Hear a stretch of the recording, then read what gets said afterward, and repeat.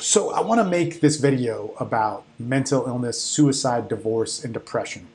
We hear this all the time. I hear this from coaches all the time, and it's almost criminal that it's like, oh man, I get countless letters from men saying, thank you for saving me. I was going to kill myself after my divorce, and you helped me.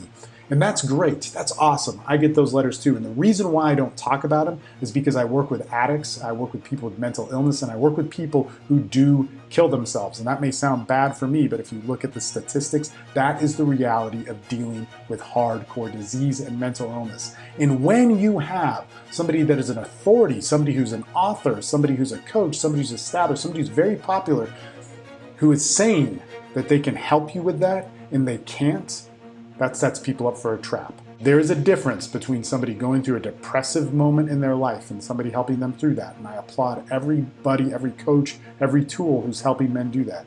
And then somebody who has extreme mental illness that needs to talk to a professional, needs to talk to a therapist, a psychologist, a psychiatrist, and get the exact help they need. The more that Joe Schmo on YouTube or the author of whatever book that's very popular is saying that he can help men do that, and he can't work with somebody who has addiction issues, alcoholism, who has borderline bipolar, they're manic depressive, or they're chronically depressive, man, you are basically opening the coffin to a grave, selling false hope to these men.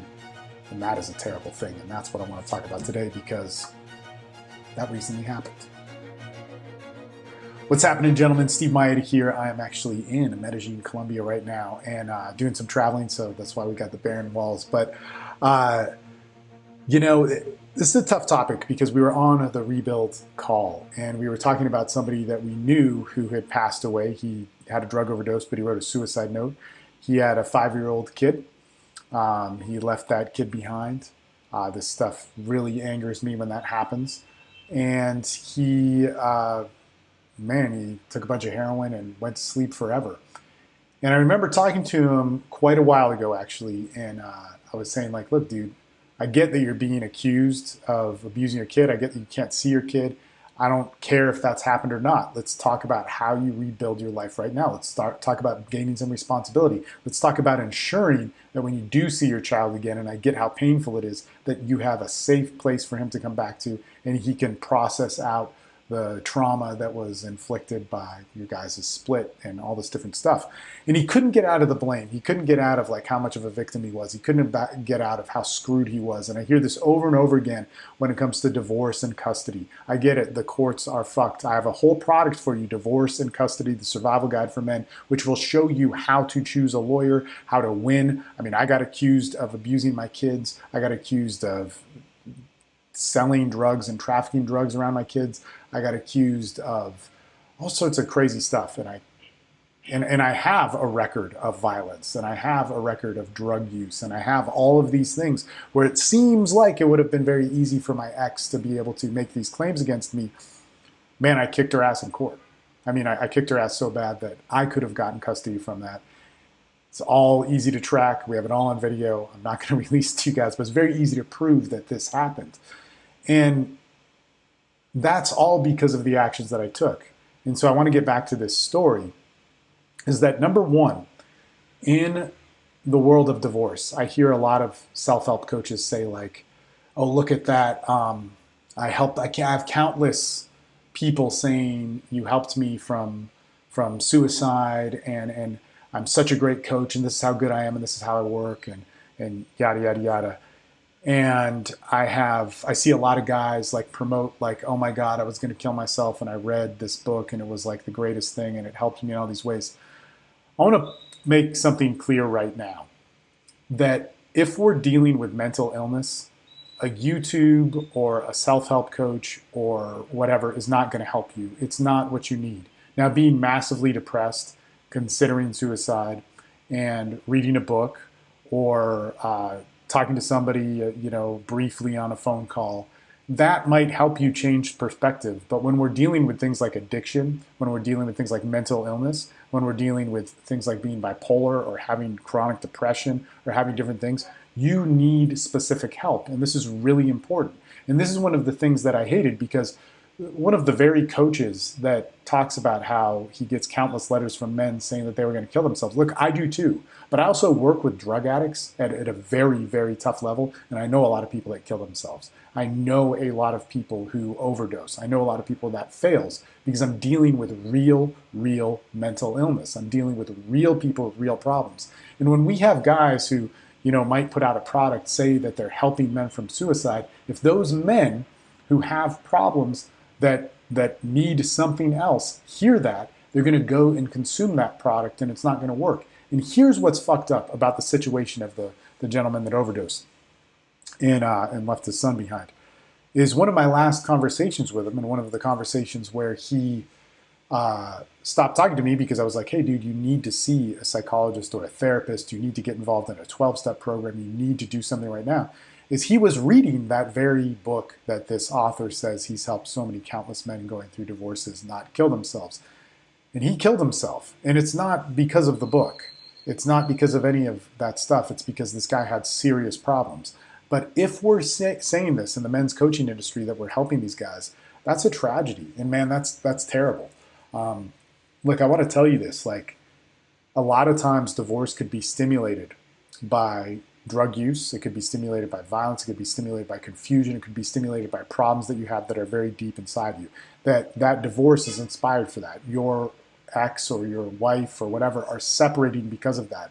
If you do not take that seriously, then you're going to repeat that problem and you're going to create greater problems. Now, in this case, there's an extreme example of that greater problem because this gentleman left behind his son, who, yes, had trauma from being taken away from his father, or maybe there was abuse, I'm not sure. But now that son has a guarantee for some other problems, which are huge, of having a father that he knows was a drug addict that died and that left him behind. And that is pain that I get to see manifest in many people who I work with who then become addicts or have other sorts of problems. And that doesn't guarantee you're going to be an addict, but a lot of addicts have deep pain like that. So we need to be responsible as men for this. And if we're not, man, we're fools. So what do we do? What do we do? What do we do if we have a drug and alcohol problem? What do we do if we have psychological or an issue happening that seems to put things out of control? Well, there's a couple of outlets. Number one, there's support groups. So if you have a drug problem, I think a 12-step group is good. There's also Smart Recovery. There's, what is Noah Levine's thing again? Refuge Recovery. Okay, so there's all sorts of different alternatives if you don't like 12-step therapy, but take it seriously. Don't not take it seriously. If you want a solution and you see it as a problem, don't think you have the answer, okay? So especially with a drug or alcohol or substance abuse problem, do not let that happen. If you, I would also recommend talking to a therapist or a counselor involved in that. Be honest with your therapist or counselor, just like with a lawyer. Don't lie to your lawyer. Don't set them up for failure. I mean, that's what my ex did, which screwed her. Don't lie to your therapist. Don't try and trick them. Don't be smarter than them. If you're screwed up, tell them, or psychologists or psychiatrists. They can't help you, and they won't help you. They'll eventually cut you off, and you'll think you're okay because of this, or you're smarter, and that's not the best thing to do. If you are having suicidal thoughts or depression, there's suicide hotlines you can call, but we get that can seem like a dead end. What you need also is some kind of support group. So there's different groups that you can look for online that will meet locally. It's very, very common in any major city. There's trauma groups, there's depression groups, there's groups that meet on different types of grieving and so on. All these things in going for a divorce or going through a divorce you would qualify for. When we get into different types of mental illness that might go beyond depression, so things that, if you're schizophrenic, you probably won't know you're schizophrenic. If you're having all sorts of self-doubt or paranoid thinking, you probably think it's justified. It would be a good idea to see a psychologist or a therapist who's able to navigate you through those things and take those things seriously. The end line of these types of things, like addiction and mental illness, if we do not take care of them, is not good. It creates great problems in people's lives. In the extreme cases, there's suicide, death, murder, these types of things, which I have seen. It's not that uncommon. If you've been working with addiction for I don't know, 2, 3 years, you're going to see a lot of death and you're going to see a lot of crazy stuff come from that. So we want to be able to handle these in the right ways. You can also email me, but probably the better way to do that is to get on the Austin Men's Development Facebook group and navigate around there. If you are going through a divorce and you need help with finding an attorney, being able to navigate what that is, being able to look at your strategy, to develop a strategy, to not get screwed over by the legal system in any sort of way, check out Divorce and Custody, the Survival Guide for Men. I made that product just for you. It's a 4-part video series. It's amazing. It's good stuff. And if you just want to dip your feet into a community of men that really works on these things and dives deep in it, and the guys are still on the call. I mean, it's 15 minutes has been done. They've been on for almost 2.5 hours now. So that's the Rebuild Challenge. I highly recommend you getting involved in some sort of community or support system because that is what works. So that being said, guys, keep your mental health in check, be realistic with it, and let's live a great life because no matter where you're at in your life, if your heart is still beating, you can still find greatness, peace, and strength from that, and that I can guarantee.